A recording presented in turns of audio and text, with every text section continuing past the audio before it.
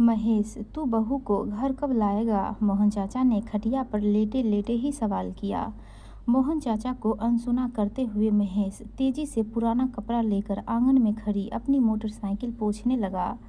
सब पर बोझ बनकर बैठे हैं, न घर बसाया न परिवार। अब पराई औरतों की खबर न रखेंगे तो भला और क्या करेंगे? अपनी पत्नी को एक बार मायके भेजने के बाद आज तक खोज खबर तक नहीं ली। अब सबकी बहुओं की जानकारी चाहिए। बड़बड़ाते हुए मोटरसाइकिल साफ करके महेश नौकरी पर चला गया। मोहन चाचा अपनी इस अनदेखी पर मुस्कुराकर चुप रह गए। शायद मोहन चाचा का यही एकमात्र प्रायश्चित था। कभी मोहन चाचा की कही बात पत्थर की लकीर मानी जाती थी। उनके वचन की लोग गारंटी लेते थे, कहते थे कि बंदूक की गोली बदल सकती है, पर मोहन चाचा की बोली नहीं। किसे पता था कि यही आन एक दिन मोहन चाचा की जिंदगी को यूं तहस नहस कर देगी। अब फौज से रिटायर हो चुके मोहन चाचा की जगह पराई इच्छा पर रहने वाले बोझ से ज़्यादा नहीं थी परिवार में। वे जब तक खर्च करते थे तब तक जरूरी थे, और धीरे धीरे कब गैर जरूरी हो गए वे खुद ही नहीं जान पाए। मोहन चाचा को न शादीशुदा कह सकते थे, न ही कुंवारा। गृहस्थी होते हुए भी वे गृहस्थ न थे। उनका कमरा बस सफाई के नाम पर खुलता और बंद होता। दीवार पर टंगी उनके ब्याह की एकमात्र ब्लैक एंड व्हाइट तस्वीर ही थी। चाची से जुड़ी महेश की तो बड़ी धुंधली सी यादें थी। उन्हें उसने कभी अपने घर में नहीं देखा था।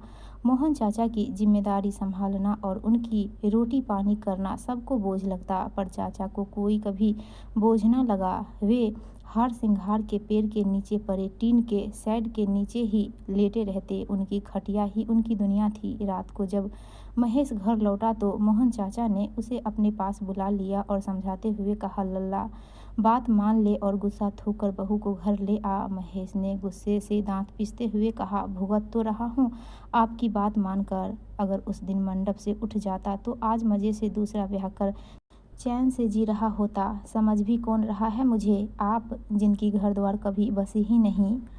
आज सही चोट किए हो भतीजे। लौह पुरुष माने जाने वाले मोहन चाचा सिर झुकाए आंखें आंसुओं से सजाए बैठे थे। वह क्या है कि हम नहीं चाहते इस आंगन में एक दूसरा मोहन और बने।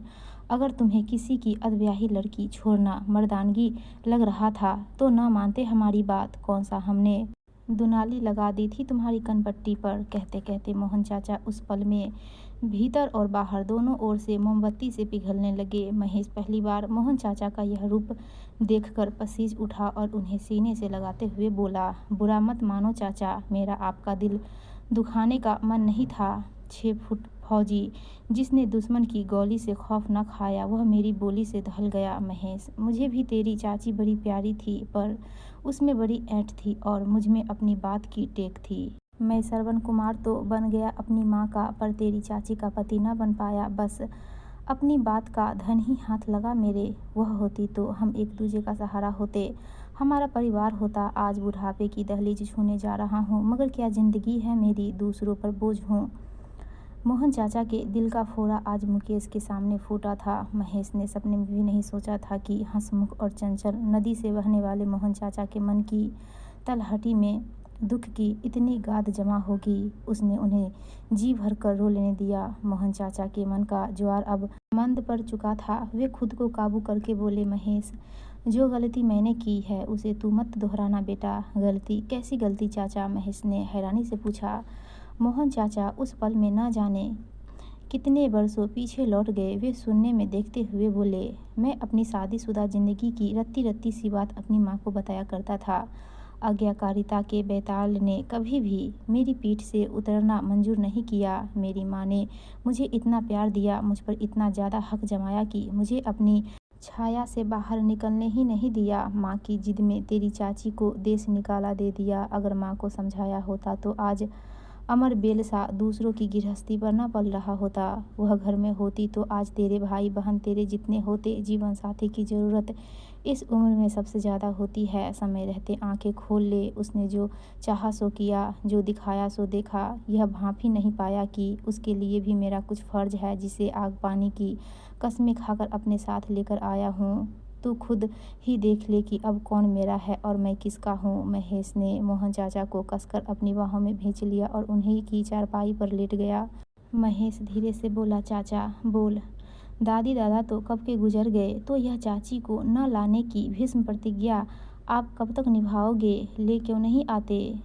वह भी तो निभा रही है महेश, न जाने जिंदा भी है कि नहीं। मोहन चाचा आसमान की ओर ताकते हुए बोले।